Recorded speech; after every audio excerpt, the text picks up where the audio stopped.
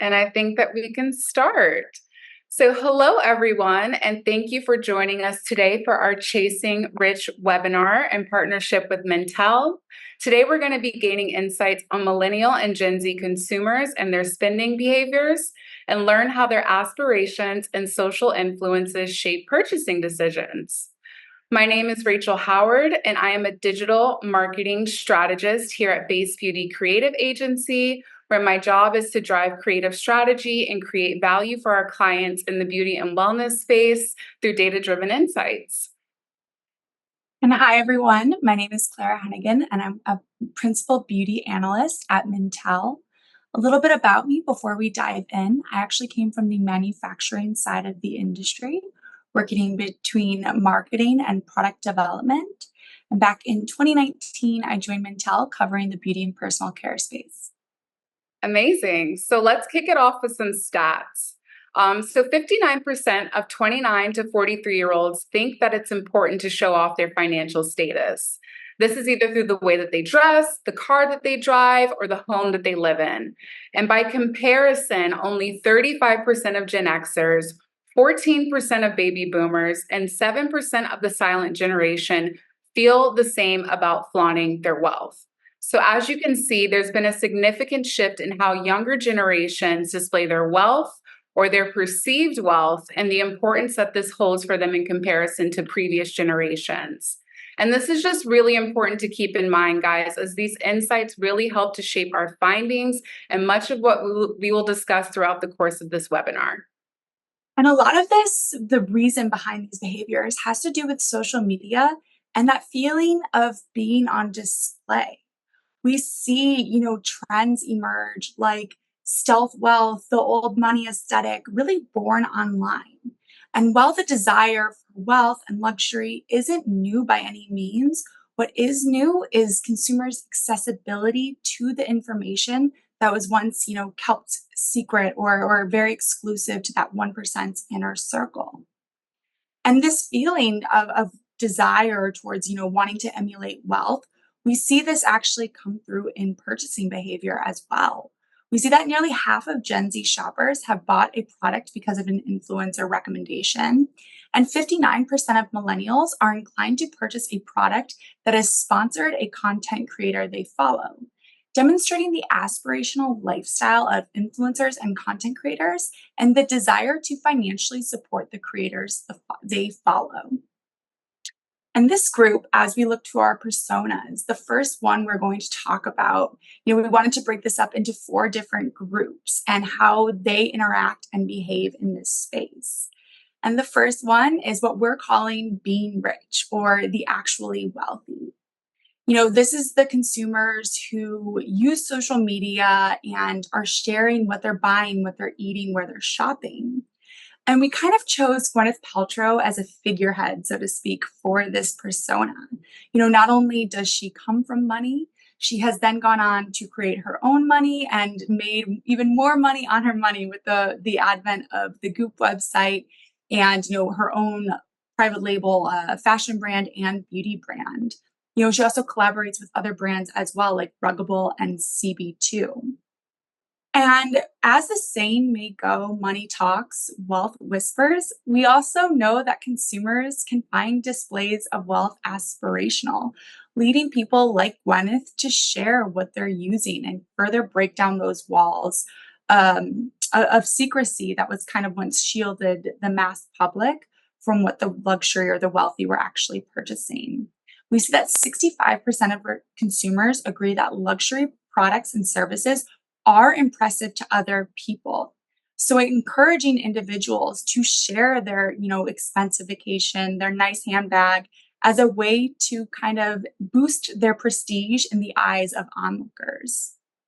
And closing it out with this persona, we see that not only is it the ultra wealthy themselves that are sharing their findings, what they're eating and drinking, it's also the individuals that make up their inner circles. A new type of influencer has really emerged, and we've seen this, take off, particularly on TikTok. We've seen, the billionaire's private chef, for example, in action. We can see where he shops, cook what he cooks, buy what he buys. We can watch a celebrity dermatologist's day in the life. We can see what types of products and services she's recommending to her, very prestigious clientele. And we can try to emulate that in our own lives. Essentially, what this means is that the codes and cues of true wealth that were once only known to the wealthy are now available to everyone from the comfort of their own phones. I was going to say homes, but own phones works as well, considering the fact that it is the technology that really opens those pathways to that information. Our second persona is the playing rich. So these are people that are living within their means and choiceful about their purchases, but they really want to show up as rich. And I love this example with Bethany Frankel here and her L'Oreal Midnight Moisturizer. Um, her claims about it being one of the best drugstore moisturizers. So they're really about trying to walk the walk and talk the talk with this aspirational means of actually being rich without breaking the bank. And we see how this group shows up in their actual purchasing behaviors. So, with the playing rich, I think that the rise of dupe culture is super important to consider. So, just some statistics here that I love from Mentel. So, 64% of Gen Z and 67% of millennials are likely to use product dupes as a way to save money. This is very interesting in comparison to kind of what we're seeing with the one third of beauty shoppers reporting purchasing makeup dupes that they saw on social media. So, like Claire said, this really being driven by phones and social influences. And then 21% report buying more dupes this year in comparison to last year. So, really, kind of this consumer shift in behaviors as to looking for the next best thing, but at a price point that they can afford. And on a wider cultural context, so the playing rich and how they engage with different trends and aesthetics, like the mob wife aesthetic, where the look really focuses on these conspicuous signifiers of wealth. They want to give that kind of energy, that kind of, vibe that they are actually rich, even if they may not be buying things as at the same price point as our previous persona. We see things such as the rise of resale and rent the runway, making trends like quiet luxury a little bit more attainable and affordable to this group. The private chef then becomes the healthy or ready made meal service. Brands like Thistle have really played into this, where they can allow this persona and this cohort to feel like they're getting a super luxurious experience, but at a price point that feels right for them. And then, like I mentioned before, the rise of dupe culture. So, as this persona really engages in dupe culture, it's forced luxury brands to really have to justify their price points and their, offer to consumers. And then our third persona. I love the name of this one. They're the living rich, but in debt. And this cohort of consumers are willing to go into debt to experience and or project a luxury lifestyle. We've seen this with the emergence of things like girl math. So while again, this cohort isn't necessarily new, what is new is how consumers are talking about it. Instead of necessarily feeling that shame about living above one's means, it's almost become like a meme online. You're talking about it more openly, saying, I don't have this money, but I'm going to spend it anyways to, have this luxury, this nice good, because something like buying a home might not be attainable for me. And circling back on that girl math note, we've seen for anyone who's not severely addicted to TikTok, like myself, it's essentially a trend where consumers justify overconsumption. A common trope of this would be, for example, I just returned a dress that I bought 2 weeks ago, and now I just made money instead of recovering a loss. It's viewed as a positive and therefore can justify other purchases. However, while consumers, this trend is not, only for women, men can do this as well, and it is not exclusive to any age group. However, millennials in particular are prone to this sort of behavior. We see on the screen from Yahoo Finance that the average monthly credit card spending is $1,500 for an American. But when looking at millennials specifically, that number actually jumps to $2,410 per month. And a lot of this is because of the unique challenges that millennials have experienced. And when we look at the data that demonstrates, why are millennials more likely to be in debt? We found some interesting results from a survey with 35% of millennials saying that they have gone into debt in order to have experiences, and 22 have done so to make an unexpected purchase. And when we compare millennials to Gen Z specifically, we do see this similar apathy amongst both groups, with 21% of Gen Z adults viewing debt as inevitable. And it's more necessary for their generation than their parents' generation. However, an important caveat to this is that while Gen Zs may not feel super optimistic about their future, they are, in some cases, they do have a better chance to save money. We found that Gen Z adults actually live at home much longer compared to millennials. A lot of this is due to rising home prices and economic challenges. And as a result, nearly half of Gen Z adults in the US live at home, which is a rate that the highest it's been since the 1940s, demonstrating that they are able to save a bit more than millennials. And like I said, apathy is really the name of the game when it comes to this persona. It's over spending with this mindset of, I'm already in so much debt. What's another $1,000? Or I'll never be able to buy a home. What's a nice vacation compared to the cost of something like a home? And when we look specifically at beauty, we see that consumers even justify or will splurge as well, go into debt for the beauty products, with 33% of consumers saying they've regretted spending on beauty. And actually, that figure rises to 52% among Gen Z adults and 40% among millennials. Further, 27% of both generations have gone into debt as a result of overspending on beauty. And what this highlights to us is that there are real opportunities for brands to step in and help guide this cohort of consumers that are living rich, but actually in debt, and help them make better financial choices as a result. And our final persona, and one of my favorites, is the planning rich. So this is a group of zillennials that are breaking down the taboos surrounding financial literacy. They're interested in growing their wealth and becoming more financially fluent. We see this persona show up more and more across different social platforms and the rise of new influencers that are really for educating their audience about finances, and they're open to discussing kind of loud budgeting, as we can see here in this example. And we see this in different consumer behavior. So 42% of consumers report looking for less expensive versions of top shelf products when shopping. I think that this is super important to consider with this persona because it just showcases that there are a group of people that are willing to kind of hold off and wait in terms of making those really big purchases to find something that really fits within their budget.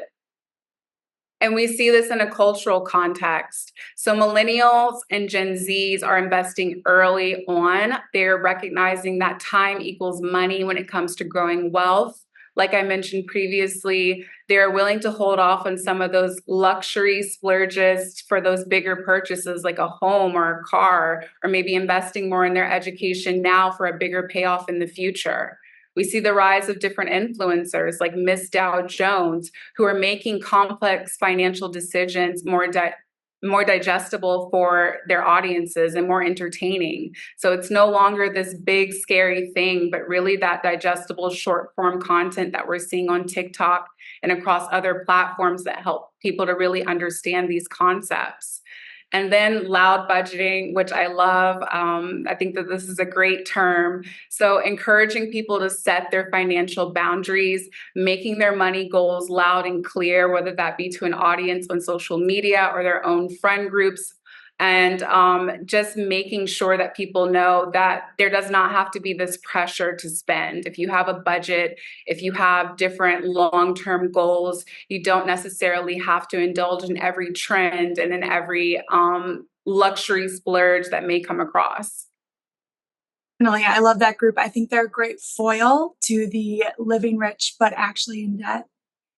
And as we just reviewed those personas, we wanted to take a glance overall and kind of deep dive what this means for us as marketers.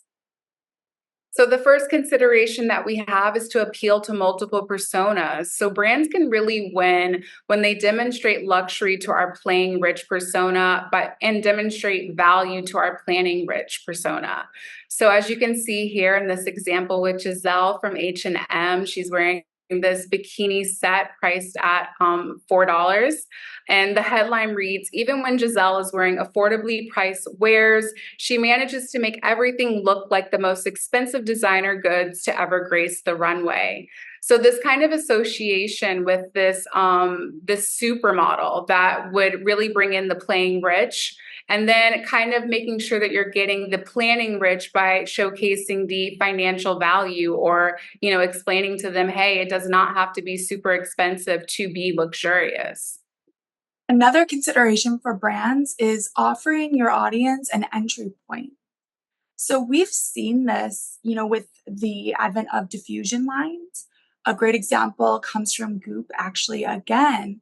In 2023, Goop launched Good Clean Goop, and it was available exclusively at Target and Amazon with all of the skincare products priced under $40, opening up to a wider demographic of consumers who may not have had the means or spent the time to seek out Goop products on the website or at more premium luxury retailers, making it much more accessible to everyday audiences. We've also seen, entry points via the way of strategic partnerships. For example, when H&M launched their makeup line back in 2023, they partnered with the editorial makeup artist Raul Alejandre to kind of, tap into his audience and his credibility as a way to, lean into the offer some prestige to the brand that was very affordable. And then, of course, on the screen here, we have the Prada Beauty example.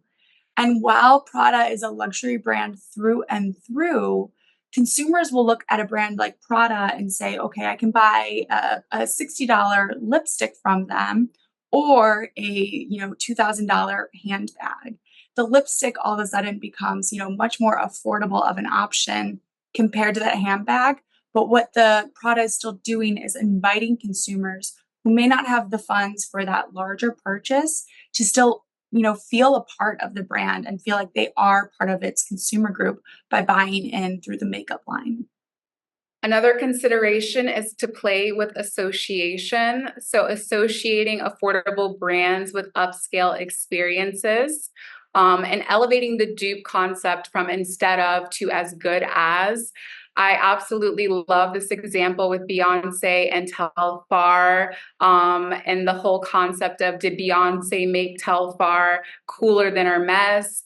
When Beyonce was seen with Telfar, which retails between about, I would say, $150 to $400.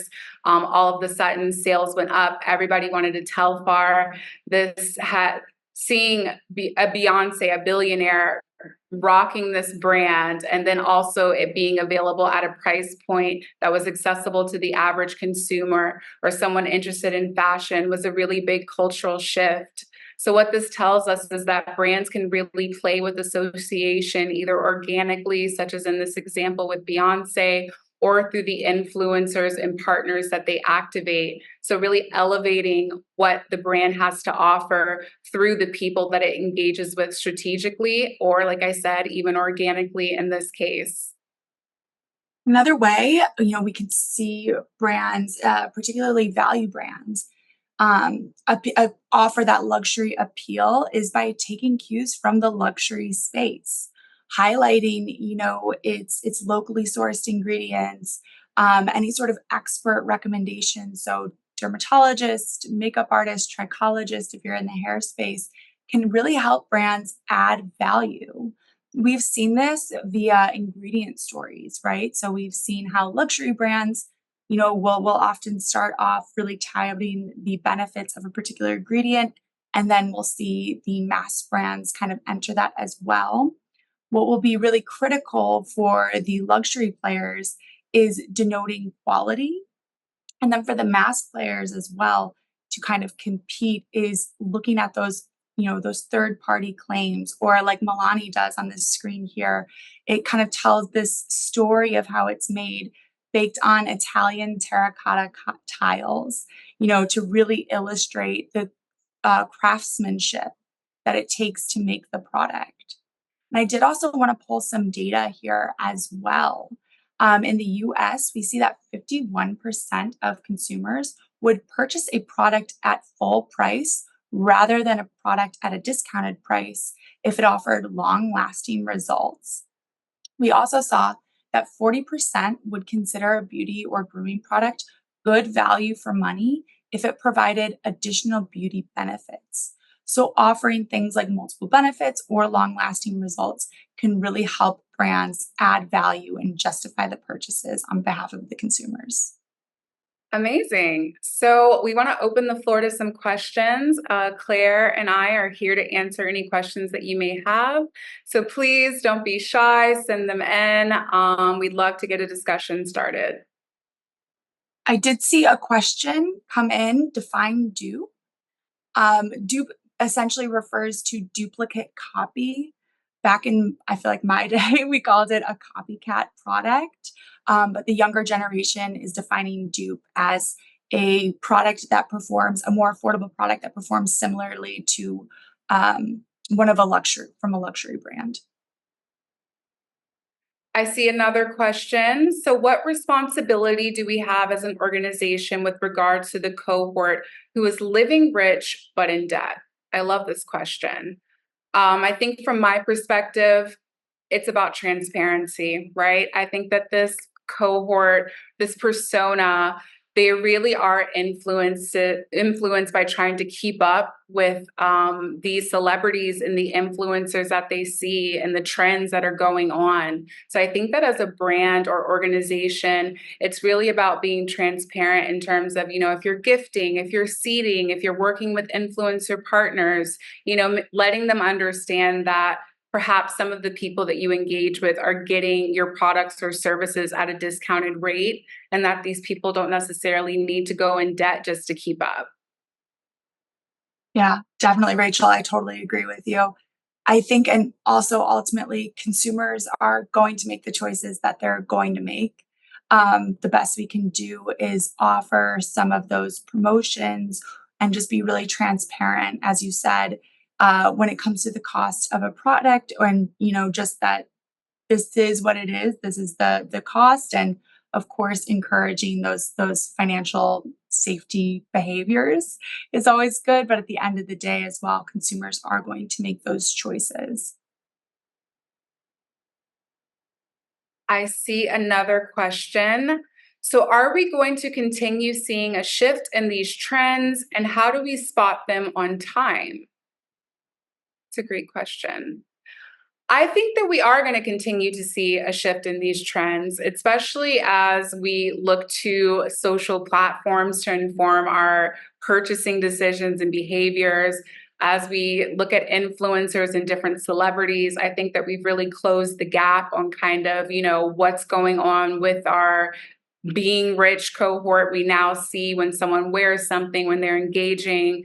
And I think the key to spot them on time is you just kind of have to, have a pulse on the actual culture. I know in my role personally, we are chronically online. So spotting these trends for us is pretty easy in terms of making sure that we're always aware of what's going on in the digital space. Yeah, definitely. I totally agree. And I think that, we'll continue to see an acceleration of what we've been seeing, which is this breakdown, this transparency. We're seeing, like we discussed in the presentation, the private chef for a billionaire on Instagram. And last year, 2 years ago, Chanel launched this Behind the Jar campaign, where they kind of deep dive into each like ingredient story, talking about how it's sourced. And I think we'll see a continuation of this where brands and consumers alike will just get super into the nitty gritty details and break down any remaining, lingering questions they may have, further lifting that veil. We have another question. Do we think influencers are feeling pressure to adopt any of these personas in order to connect with specific audiences? I love this. I think that this is very interesting. Personally, I feel like the planning rich is going to be a big persona that influencers are going to have to tap into with a little bit more. And we see the rise of planning rich influencers on their own, right? With the example with Miss Dow Jones. So I think that as the consumer and their audiences start to understand more and more that these influencers are being gifted these trips or these luxury goods, they're going to have to start speaking to people that may not be there yet, but that want to get there and understand their sensitivities as consumers. Yeah, definitely. And I also think like a little different from the financial angle, but in terms of influencers adopting how they communicate in order to resonate with their audience. We've seen this a lot with sales, like Black Friday sales, for example. I know a lot of the influencers I follow, the first message is you don't need any of this. Like you don't need to buy this just because it's on sale. But if you are going to buy it, here's what I like. And that's both, from a, helping that planning rich cohort and appealing to them, but also for the environmentalist, the people who are following them and who are looking at all of the consumption, all of the gift packages that influencers are getting, and they're questioning, how much of an impact is this having on the environment? If you're not going to use it, why have it, etc. So I think we're slowly starting to see more influencers respond to the gifting angle and, be proactive and tell their audience, I only accept PR packages from brands that I want to work with or that I currently work with.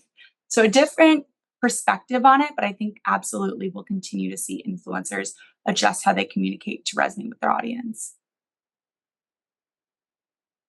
And I think we have time for one last question. So, as the chasing rich consumers age, how do you see their behavior shifting? Do you foresee poor financial decisions now impacting their ability or decision to buy luxury in the future? Claire, I don't know if you have any immediate thoughts. I, I think it could. I guess it depends on how everything plays out. There's certainly the consumers who do overspend, particularly, I think we see it a lot when individuals are entering that lifestyle stage post college, they maybe just entered the workforce and they're feeling like they need to keep up with the Joneses, right? So they're splurging on an outfit at Aritzia, buying a nice, leather tote to keep up with their other coworkers. And as a result, they might, put themselves a little bit back financially. And that might down the line, I wouldn't say necessarily fully stop the desire or, the decision to purchase luxury, but they'll likely approach it with a much more cautious angle, be more mindful about not putting themselves in debt, and I swear I'm not speaking about this from personal experience. I might be, but you do look at those behaviors and you want to learn from it. So I think they'll make more mindful, thoughtful choices later on. And I think particularly, like I said, that out of college phase is where you really see it. Yeah, I love that. And I think a key thing that you said, Claire, with this kind of living rich but in debt persona is the fact that they're a little apathetic right now. They're kind of like, well, what's another $1,000? What's another debt? It's nothing to me right now. I'm not really thinking ahead. So I do like this idea of kind of this persona shifting as they get older and just more mature. I definitely agree. Yeah. Okay, maybe one last question and then, yeah, you guys are sending in a lot. I love this. Do you think payment options during checkout, such as Afterpay, is contributing to this okay with debt mantra and feeling of being able to afford more expensive things?